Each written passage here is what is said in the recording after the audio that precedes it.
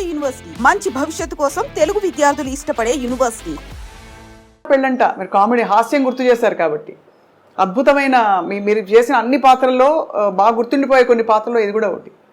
ఆ సినిమాతో మీ అనుబంధం మీకు ఏమైనా జ్ఞాపకం గుర్తుందా సార్? జ్ఞాపకం ఇందాక చెప్పానే, మనకి ప్రాప్తం ఉండాలండి. అది ఎందుకు వచ్చిందో ఎవరికి తెలియదా, జంజాల గారు మా రామానాయుడు గారు అనుకోవడం. ఆ సినిమా గురించి చెప్పాలంటే చాలా గొప్ప విశేషం ఉంది.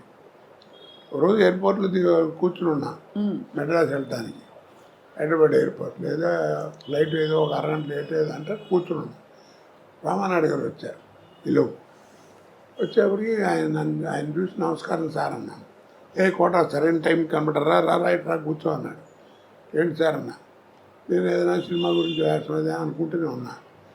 కోట ఏం లేదు, జంజాల నేను 20 రోజుల నుంచి మదన పడుతున్నాం, పోటాడుకుంటున్నాం. ఓ సినిమా ఇప్పుడే ఫైనలైజ్ అయింది.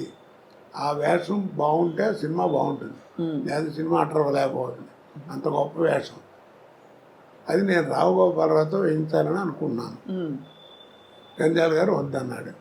ఏమిటనంటే చివరికి నేను కన్విన్స్ అయ్యాను.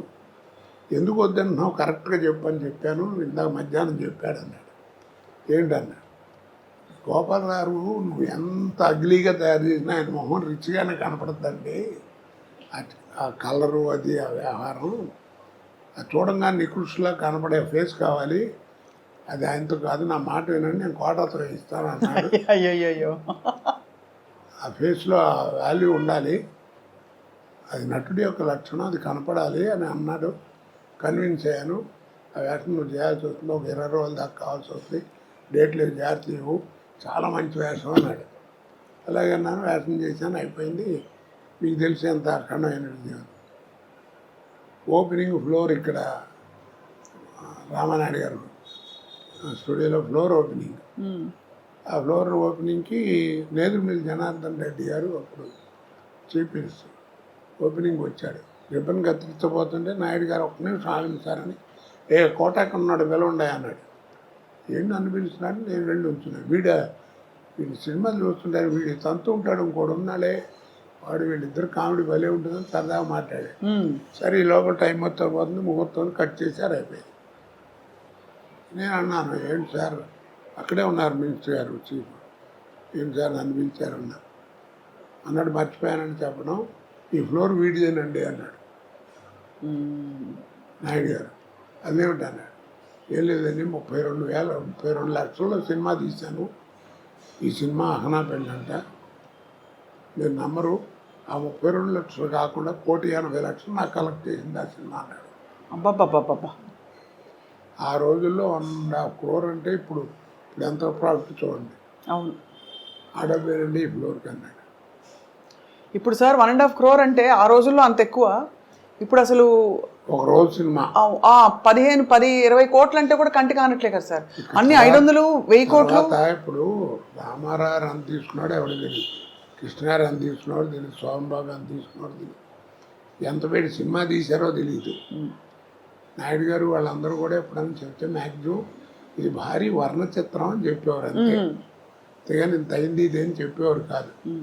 అది కాదు కదా, సినిమా ఓపెనింగే మైక్ పట్టుకుని ప్రొడ్యూసర్గా చెప్తుండే, ఇది 400 కోట్లు అవుతుందండి, ఒక 5-6 కోట్లు ఎక్కువైనా నేను భరిస్తాను, చాలా మంచి సబ్జెక్ట్ అది ఇది. ఆ లెక్కలు ఎవడికి చెప్పుకోవాలి, ఇన్కమ్ ట్యాక్స్ కూడా చెప్పుకోవాలి, మనకెందుకు. ఇందాక చెప్పానే, సినిమా చూసేవాడికి నువ్వు ఎంతలో తీసేవాడు ఎవడికి కావాలి, సినిమా బాగుందా లేదా. ఇప్పుడు చిన్న సినిమా 4 కోట్లు తీసిన సినిమా 40 కోట్లు వసూలు చేస్తుంది, దానికి ఏమంటా నువ్వు ఏమండి. కరెక్టే సార్. కాబట్టి అలా చేయకూడదు, నువ్వు చెప్పుకోవడం. సినిమా అవసరం అయిందండి, సబ్జెక్ట్ కావాలి, అందుకని రిచ్గా తీశాను, అది వేరు. భారీ వర్ణ చిత్రం అని చెప్పడం వేరు, ఇలా చెప్పడం వేరు కదా. అవునవును, అది ఆ లెక్కలతోటే ఆ సినిమా సత్తా ఏమిటో చెప్పే ప్రయత్నాలు జరుగుతున్నాయి, వాస్తవం సార్.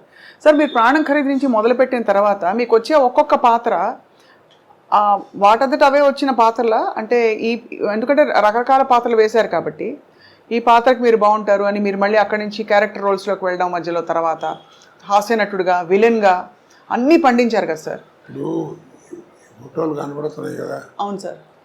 వీటిలో ఏ క్యారెక్టర్ మీరు నమ్మరండి. నాకు ఓ రోజు ముందు పిలిచి చెప్పింది లేదు.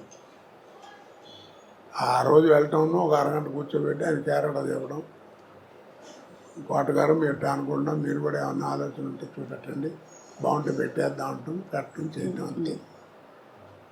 మీరు నమ్మరు ఆ మాట. ఆ టైం కూడా లేదండి. కాకపోతే నన్ను కన్సల్ట్ చేసిన 4-5 వేషాలు ఉన్నాయి. అవేంటంటే ఆ బట్టలా చేయటం న్యాచురల్గా ఉండాలి. అవును, గంజాల గారి సినిమాలో వాటిలో విగ్గులు యాక్సెప్ట్ చేసేవారు కదా.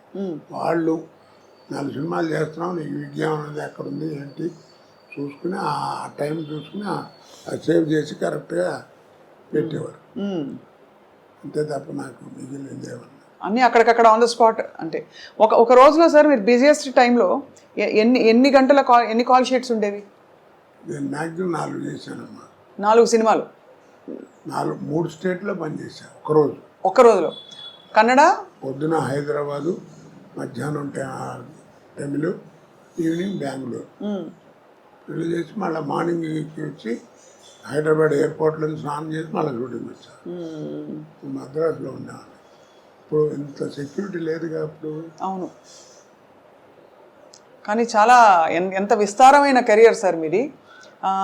మీకు బాగా ఇష్టంగా మీరు పనిచేసిన దర్శకులు ఎవరు సార్? నేనే కాదండి, ఒక విషయం చెప్తాను, అందరికీ చెప్తాను ఆర్టిస్టులకి, విసుక్కోకుండా ఎప్పుడు కూడా ఇప్పటిదాకా షూటింగ్ చేస్తే మళ్ళీ రమ్మంటున్నాడు అనుకోదానికి అట్లా విసుక్కోకండి.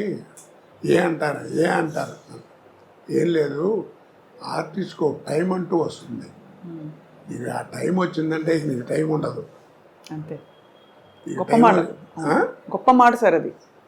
ఆ టైం వచ్చిందంటే టైం ఉండదని. టైం ఉండదు నీకు, అంతే. అంటే బాగా వెలుగుతున్నట్టు.